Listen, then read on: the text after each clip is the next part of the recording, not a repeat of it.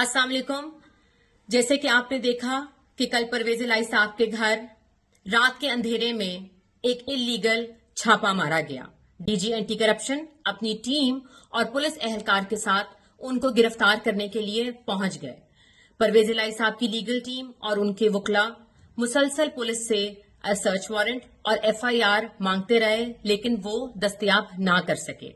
मैं इस सानिया की सख्त मजम्मत करती हूं और जिस तरीके से बख्तरबंद गाड़ी से उनका गेट तोड़ा गया, ये नाकाबिले कबूल है।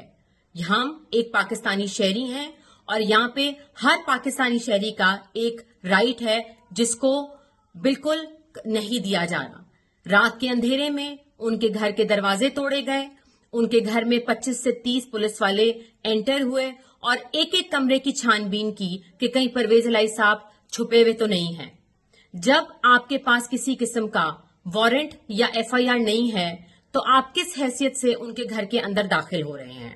मेरी चीफ जस्टिस ऑफ पाकिस्तान से ये अपील है कि वो इस सानेहा का नोटिस लें और इन टीम को जिन्होंने इलीगल कार्रवाई की है रात के अंधेरे पे, इनके ऊपर कार्रवाई करें।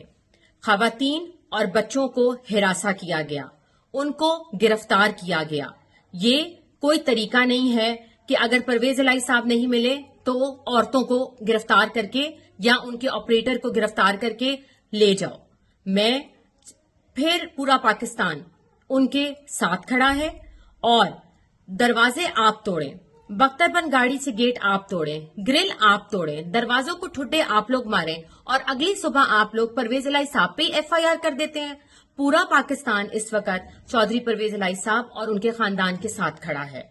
पाकिस्तान जिंदाबाद।